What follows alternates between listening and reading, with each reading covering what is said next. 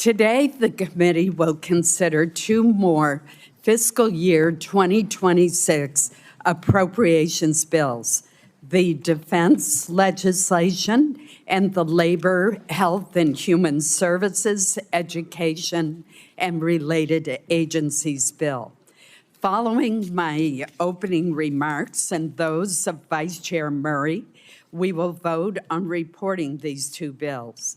After those votes, the chair and ranking member of the Defense and Labor HHS Subcommittee will present their bills and we will consider amendments. To date, our committee has considered and reported favorably 6 fiscal year 2026 appropriations bills with strong bipartisan support.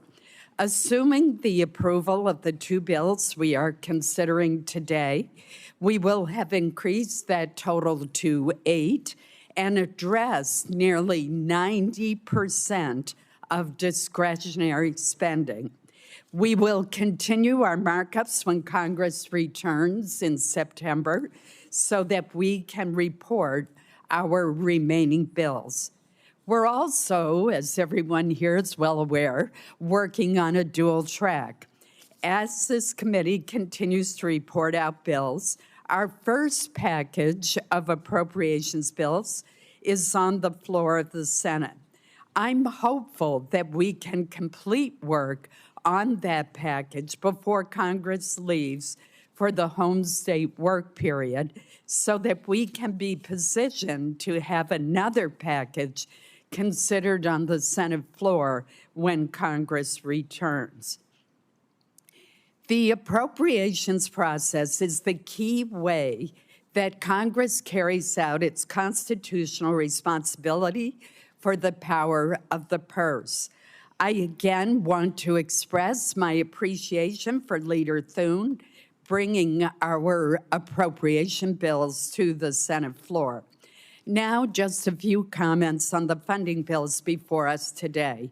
First, we will consider the Defense Appropriations Bill. Let me begin by commending Chairman McConnell and Ranking Member Coons for their outstanding collaborative work to develop a bipartisan bill that provides resources essential to support our men and women in uniform, strengthens our military services and the defense industrial base, and helps ensure that our country is prepared to meet the threats of dangerous adversaries. The bill addresses major funding gaps across the board. It invests in shipbuilding, including providing a critical down payment toward an additional DDG-51, the workhorse of the U.S. surface fleet, along with investments in additional Columbia and Virginia-class submarines. It expands critical munitions production, including air and missile defense interceptors, long-range missiles, and next-generation hypersonic weapons developed by our most innovative firms. It funds drone and counter-drone technologies, which are increasingly changing the nature of the battlefield. And it sustains security cooperation with close allies and partners whose growing defense capabilities are force multipliers for the United States and contribute to the deterrence of shared adversaries. Finally, the bill invests in our most precious asset, the men and women of our armed forces. It shows our continuing commitment to their readiness, well-being, and mission success. The second bill that we will consider is for the Departments of Labor, Health and Human Services, Education, and Related Agencies. This bill prioritizes funding to help make Americans healthier and supports life-saving medical research, including through targeted funding increases for Alzheimer's, cancer, Lyme disease, Parkinson's, ALS, diabetes, and rare disease research. The bill also supports families by investing in education and affordable childcare, which promotes financial stability for working parents and benefits our economy. It also maintains funding for TRIO, a program that I know from the experience in my state has made an incredible difference in the opportunities provided for many low-income and first-generation students seeking higher education. The bill continues funding for key priorities like the Low-Income Home Energy Assistance Program and Job Corps.